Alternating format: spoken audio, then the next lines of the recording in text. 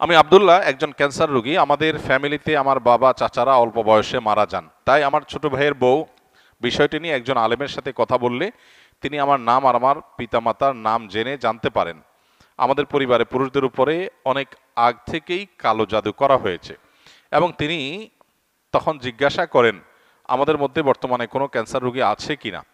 যেহেতু অনেক আগেই কালো জাদু করা হয়েছে, তাই সেটি দূর করা নাকি অনেক কষ্টকর হবে। কোরআন ও হাদিসের আলোকে আমি এর সমাধান চাচ্ছি, আর যাতে আমাদের পরিবারে কেউ ক্ষতিগ্রস্ত না হয় তার জন্য কি করণীয় দয়া করে জানাবেন। দেখুন, ব্ল্যাক ম্যাজিকের সাথে ক্যান্সারের একটা যোগসূত্রের কথা অনেক অভিজ্ঞ এবং নির্ভরযোগ্য রাকিদের কাছ থেকে আমি শুনেছি। তারা তাদের অভিজ্ঞতার কথা বলেছে যে ক্যান্সারের মতো দুরারোগ্য ব্যাধি এর সাথে ব্ল্যাক ম্যাজিকের কানেকশন অনেক বেশি। কিন্তু এখানে যেটা বলা হলো যে কোনো ব্যক্তির নাম পিতার নাম জেনে ওই বংশের সবার ডায়াগনোসিস করা হচ্ছে, অনেক নির্ভরযোগ্য রাখিদের মতে এটা সঠিক নয়, এবং এই পদ্ধতিটা মূলত রুকিয়া শরিয়া বা শরিয়া সম্মত যে রুকিয়া তার মধ্যে এই পদ্ধতিটা পড়ে না। রুকিয়া শরিয়ার সবচাইতে সহজ এবং স্বাভাবিক পন্থা হলো ডায়াগনোসিসের, যে কোরআনে কারিমের তেলাওয়াত, রুকিয়ার আয়াতগুলোর তেলাওয়াত এবং এ জাতীয় বিষয়গুলো যখন করা হয় তখন রোগী তার মধ্যে একটা অবস্থার পরিবর্তন হয়, অস্থিরতা আর না হলে প্রশান্ত অনুভব করা, এগুলো দেখে মোটামুটি রাকিরা নিরূপণ করেন যে সে এফেক্টেড কিনা। আরও নানাবিধ উপায় আছে, এটা তার মধ্যে একটা। তো এই যে নাম বাপের নাম জেনে পুরা গোষ্ঠীর ডায়াগনোসিস করা, দূর থেকে শুধুমাত্র এই নাম দিয়া ডায়াগনোসিস করা, এটাকে রুকিয়া শরিয়ার সাথে জড়িত রাকিরা সঠিক বলেন না। এটা হলো একটা কথা। দ্বিতীয় কথা হলো যে আমরা আত্মরক্ষা কিভাবে করতে পারবো। আসন্না ফাউন্ডেশন থেকে ইনশাআল্লাহ আগামী সপ্তাহের মধ্যেই আশা করছি আমরা একটা লিফলেট আমরা প্রকাশ করব, যেটা আসন্না ফাউন্ডেশন অফিস থেকে সংগ্রহ করা যাবে বা অনলাইন থেকে আমাদের ওয়েবসাইটগুলো থেকে ডাউনলোড করে নামিয়ে নেওয়া যাবে। কেউ চাইলে ফ্রি সংগ্রহ করে বিতরণও করতে পারবে ইনশাআল্লাহ। সেখানে আমরা জিন জাদু ইত্যাদিতে আক্রান্ত মানুষদের সিমটমগুলো কি থাকে সাধারণত সেগুলোকে আমরা একত্র করে দিয়েছি, এবং সেখানে ব্ল্যাক ম্যাজিক এবং দুষ্ট জিন বদনজর এগুলোর আক্রমণ থেকে, এগুলোর উপদ্রব থেকে নিজেদেরকে সেফ বা নিরাপদ রাখার উপায় কি, কোরআন হাদিসের আলোকে অনেকগুলো গাইডলাইন সেখানে দেওয়া আছে। এগুলো আমরা মেনে চললে আশা করা যায় আল্লাহ তাআলা আমাদেরকে হেফাজত করবেন। এর ভিতরে মোস্ট কমন হলো সকাল সন্ধ্যার দোয়া এবং জিকির। এটা যাতে কোনো অবস্থাতে মিস না হয়। বিশেষ করে সকাল সন্ধ্যা দোয়া জিকিরের মধ্যে রক্ষা কবচ যে দোয়া জিকিরগুলো আছে এগুলো কিন্তু খুবই গুরুত্বপূর্ণ। তিনকুল, বিসমিল্লাহিল্লাযী লা ইয়াদুররু মা ইসমিহি, তারপরে আপনার হাসবিয়াল্লাহু লা ইলাহা ইল্লাহু, আয়াতুল কুরসি, এই রক্ষা কবচ আমলগুলো বিশেষভাবে পালনীয় সকাল সন্ধ্যায়। এটা যদি নিয়মিত কেউ করে আল্লাহ তাআলা তাকে হেফাজত রাখবেন। সুন্নাহসম্মত রোজাগুলোর সম্বিশুদ্ধবার, বিশেষ করে চাঁদের 13, 14, 15 ব্ল্যাক ম্যাজিক থেকে বাঁচার জন্য এই 3 দিনের রোজা খুবই গুরুত্বপূর্ণ। রোজা এখন ডাক্তাররাও রাখতে বলে, স্বাস্থ্যের জন্য ভালো। নবী সাল্লাল্লাহু আলাইহি ওয়াসাল্লাম বহু আগে বলে গেছেন, এখন সেটার নানা স্বাস্থ্যগত উপকারী দিকও আমরা জানতে পারছি। অতএব আইয়াম বীজের রোজাগুলো রাখলেও সেহের ইত্যাদি থেকে, ব্ল্যাক ম্যাজিক ইত্যাদি থেকে আল্লাহ তাআলা হেফাজত রাখবেন।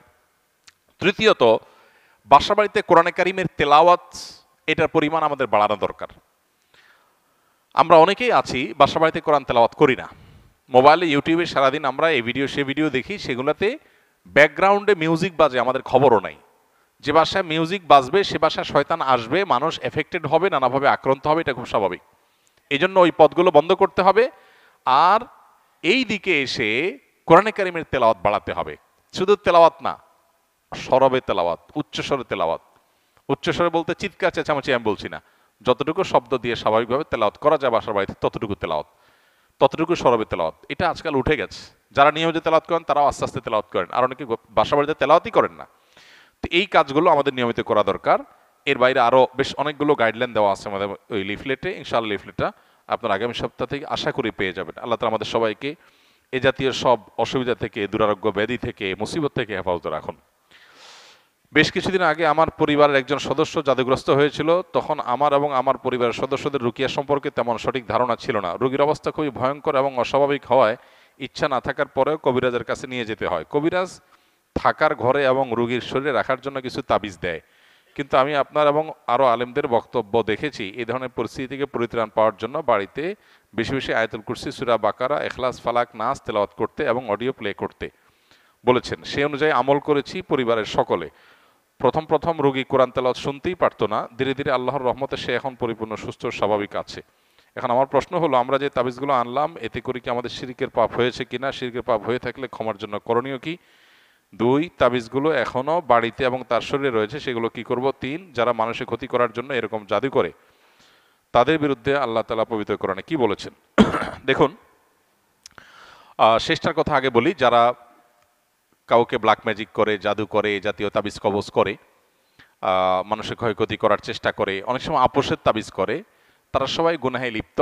এবং যারা এই জাতীয় জাদুর কাজ করে, সে জাদুকর, তারা ইসলামী শরিয়ার বিচারে মৃত্যুদণ্ড পাওয়ার মতো অপরাধে লিপ্ত। অর্থাৎ ইসলামী বিচার ব্যবস্থা থাকলে ইসলামী আদালত, বিচারিক আদালত তাদের মৃত্যুদণ্ড ঘোষণা করবে। এই রকম জঘন্য অপরাধ তারা করে, কারণ এর মাধ্যমে একটা মানুষকে শেষ করে ফেলা হয়। ব্ল্যাক ম্যাজিক সম্পর্কে যারা এই মুসিবতে পড়েছেন তারা হাড়ে হাড়ে টের পাচ্ছেন এটা কি জিনিস। নবী সাল্লাল্লাহু আলাইহি ওয়াসাল্লাম পরিষ্কারভাবে বলেছেন, এইটা ওটকে হাড়ি পর্যন্ত আর মানুষকে কবর পর্যন্ত পৌঁছায় দেয়। ব্ল্যাক ম্যাজিক বা কালো জাদু, এটার ফলে ওটের মধ্যে যদি বদনজর লাগে অথবা ব্ল্যাক ম্যাজিক লাগে, এই বদনজর, ব্ল্যাক ম্যাজিক, এগুলো ওটকে অসুস্থ করতে করতে একটা সময় এমন পর্যায়ে নিয়ে যায় যে জবে করে তাকে খেয়ে ফেলতে হয়, হাড়ি পর্যন্ত চলে যায়, বাঁচার অবস্থা থাকে না। তার মালিক তাকে রুগ্ন হওয়ার কারণে একটা পর্যায়ে এসে মরণাপন্ন হয়ে গেলে তাকে জবাই করে খেয়ে ফেলতে হয়। আর মানুষ বদনজর এবং সেহের এগুলোর কারণে অসুস্থ হতে হতে হতে একসময় কবর পর্যন্ত চলে যায়। তো এই জন্য যারা এই কাজগুলো করে তারা শুধু কবিরা গুনাহে লিপ্ত তা নয়, বরং মানুষ হত্যার যে অপরাধ, ক্ষেত্র বিশেষে তারা সে অপরাধে অপরাধী, এবং তার চাইতে আরো জঘন্য, শুধু মানুষ হত্যাই করছে না, একই সঙ্গে শিরকেও তারা লিপ্ত, কারণ এখানে শয়তানের সাহায্য নেওয়া হয়, বিশেষ করে ব্ল্যাক ম্যাজিকের ক্ষেত্রে। কেউ যদি আগে থেকে এরকম তাবিজ কবজ নিয়ে থাকে, বিশেষ করে তাবিজ কবজের মধ্যে ফেরাউন, নমরুদ, হামান, অমুক তমুক লেখা থাকে এবং অনেক সাংকেতিক বিষয় আসলে লেখা থাকে, তাদের উচিত তওবা করা। প্রথমত, নবী করিম সাল্লাল্লাহু আলাইহি ওয়াসাল্লামের যে চিকিৎসা পদ্ধতি, এর মধ্যে তাবিজ দেওয়া নেওয়া ছিল না। তিনি কখনো তাবিজ কাউকে দেননি, নিজে ব্যবহার করেননি। তিনি কি করেছেন? ঝাড়ফুঁক করেছেন, কোরআনে কারিমে আয়াত পড়ে ফু দিয়েছেন, অন্যকে দিয়েছেন। এটা হলো সুন্নাহসম্মত ট্রিটমেন্ট। অতএব আপনার আগের যেগুলো আছে তাবিজ, সেগুলোকে আপনি নষ্ট করে ফেলবেন, ডেস্ট্রয় করে ফেলবেন ইনশাআল্লাহ। আর ইতিপূর্বে যে করা ভুল, কবিরাজের কাছে আপনি গিয়েছেন, ভুল ভাল কাজ করেছেন, সেজন্য আল্লাহর কাছে তওবা করবেন, সংকল্প করবেন ইনশাআল্লাহ। আশা করি যে আল্লাহ তাআলা আপনাকে মাফ করবেন। আর এখানে আপনার বক্তব্য থেকে বোঝা গেল যে যারা সেহের সম্পর্কে ধারণা রাখে না, তারা যদি সত্যানুসন্ধানের দৃষ্টিতে খোঁজার চেষ্টা করে তাহলে তারা পথ পেয়ে যাবে।